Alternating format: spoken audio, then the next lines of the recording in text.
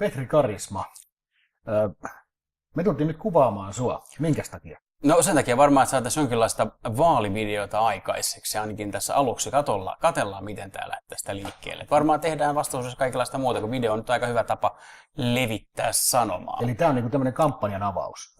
No verrataan kampanjaa vasta. Tässä on avattu kampanjaa varmaan joskus jo, koska tämä on ollut, milloin mä muistan sitä kampanjaa vasta. Varmaan Päivi Räsänen varmaan avasi lokakuun lopulla ehkä. Ensimmäisen kerran varmaan. Niin, että kampanjan avaus tuli vähän niin kuin ulkoiselta taholta. Kyllä. No kyllä. Mites, nyt sä mainitsit tuon Räsäsen, mites ilmeisesti kirkon erottaminen valtiosta on iso osa sun vaalikampanjaa. Se on varmaan ihan keskeinen osa siitä, totta kai kaikkia muitakin, mistä varmaan tullaan keskustelemaan tuossa myöhemmin, mutta miksi keksiä pyörää uudelleen, kun sama porukkaa, minkä kanssa voi tehdä vapaaehtoinen vaalikampanjaa kuin omaa vaalikampanjaa, että se on vähän vapaaehtoinen liittokin on vaalikampanjassa, No, kun puheenjohtajakin on. Aivan. Mennäänkö vähän syvemmälle siihen, eli minkä takia on niin tärkeää saada kirkko irti valtiosta? No siinä on tietysti ihan sellaisia, lähdetään ihan vaikka tällaista perusajatuksesta, Euroopan neuvosto on todennut, että tällaisiin eurooppalaisiin perustaviin arvoihin kuuluu se, että kirkko ja valtio on erossa. Ja sitten tietysti tällaisia, Suomessahan uskonnoilla on selkeästi enemmän erityisoikeuksia, ja varsinkin tällaisella luterilaisella kirkolla on todella paljon erityisoikeuksia. Ja sitten tietysti mun mielestä tällaista yhdenvertaisuutta, tasa-arvoa korostuvassa yhteiskunnassa, niin kaikkien ihmisten järjestöt ja erilaiset tahot kuuluisi olla yhdenarvoisia. Ei ole tervettä, että on olemassa eritasoisia yhteisöjä valtion kirkosta ihan tavalliseen yhdistykseen. Siinähän on valtavasti erilaisia eroja. Ranskassahan kaikista pisimmälle päästy, siellähän on laicité vuodesta 1905 jo ollut, eli siellä on perustuslain tasolla kirkot ja uskonnot irrotettu valtiosta, että siellä on valtio niin sanotusti täysin sekulaari. No se on varmaan maailman ja Euroopan pisimmälle mennyt. Jenkeissä on tietysti vähän vastaavan tyylistä. Euroopassa on aika paljon vallitseva tilanne se, että siellä muun muassa myös kirkolle ei ole vihkimisoikeuksia. Muun muassa siellä ei ole verotusoikeuksia tai muuta tällaista. Monella saattaa olla, missä Englannin anglilaisella kirkolla on myös kuningaskuntaa niin kuin kohtaan erilaisia tällaisia oikeuksia.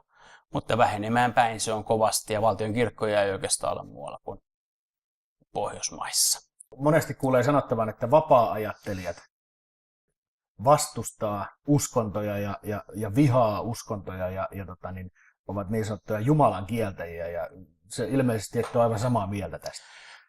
Varmaan vapaa-ajattelijat on ollut aikanaan tällaisia ja kohdistaneet selkeästi niin kuin kaiken tarmonsa niin kuin uskontojen ja uskovaisten ja raamatun ja tällaisen kritiikkiin.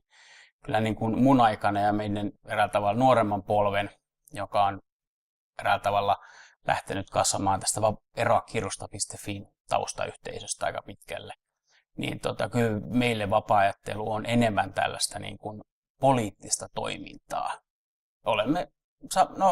Lähestymme samanlaista tällaista poliittista vaikuttajatahoa kuin myös kirkko itse on.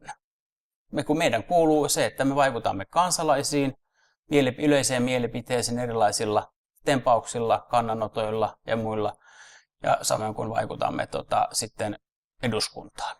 Niitä laithan säätää eduskunta Suomessa onneksi.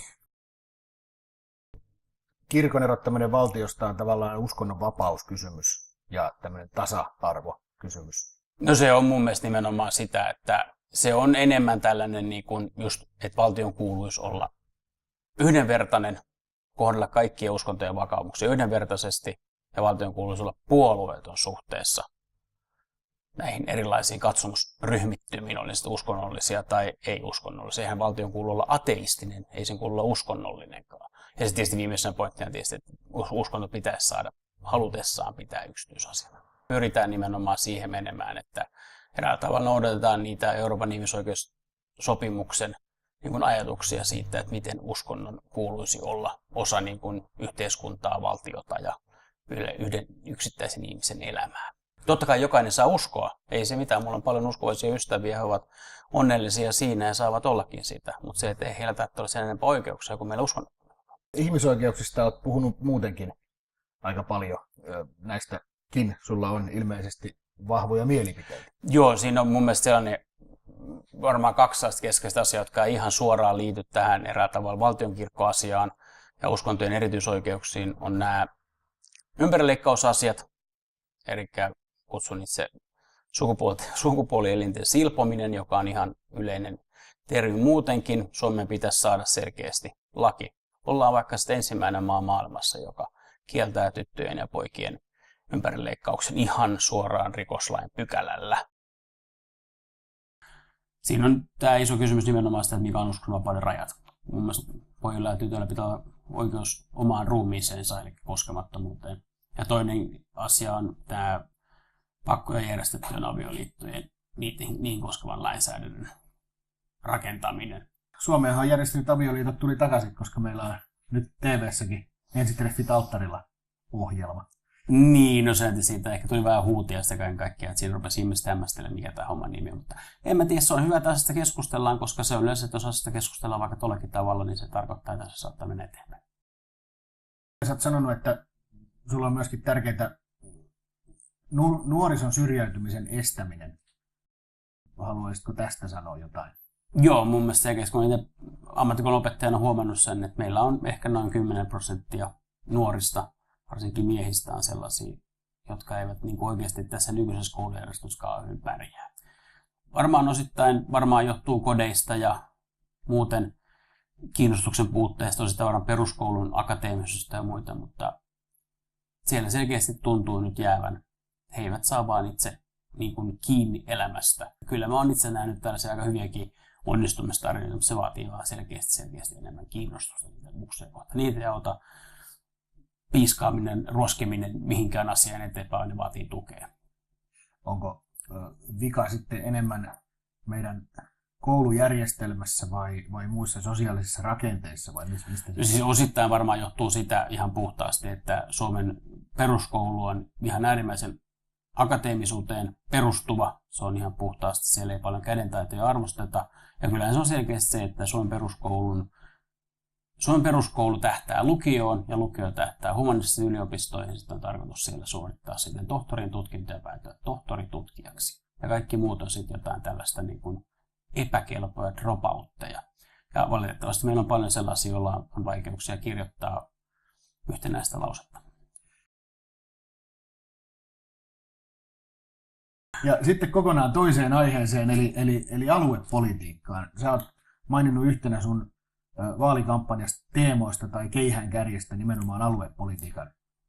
Niin, no aluepolitiikkahan käsittää nimenomaan sitä, että Suomessahan on sotien jälkeen ajateltu niin, että koko maa pitäisi pitää asuttuna. Sehän on täysin absurdi ajatus, missä maailmassa ei ole pystytty estämään kaupungistumista. Suomessa vaan tämän kaupungistumisen estämiseksi on käytetty miljardeja ja miljardeja vuosikymmenien aikana. Ja oikeastaan mitään niin tuloksia ei ole saatu aikaiseksi. Meillä on kuntia ihan hirveä määrä. Ruotsissa tehtiin kuntauudistus 70- ja 80-luvulla.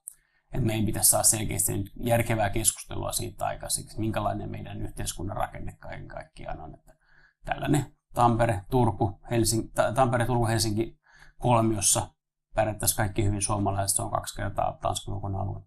Valtion tasausjärjestelmää ja muita meillä pidetään yllä tällaisia pieniä kuntia, joissa puolet kunnan työtä tekevästä väestöstä on kunnalla töissä. Ja siellä valtaosa niistä rahoista tulee, puolet verotuloista tulee muiden suurten kuntien rahoista. Niin sehän on täysin absurdi yhtälö. Niin just tämä tyyli, että keskusta sanoo, että jokaisen pitää saada asua siellä missä haluaa, kyllä, mutta omilla rahoillaan. No, mä olen samalla linjalla kuin meidän ainut rauhan nobelistimme Martti Arte Ahtisaari, että Suomen pitää kuulua niihin yhteisöihin, johon meidän verrokkimaamme kuuluvat. No varmaan minusta saa sellaisen aika aktiivisena varmaan näkyvänkin kansanedustajan, tuskin lopetan tätä mediassa ihmettelyä silloinkaan. En tule häviämään sinne taloon.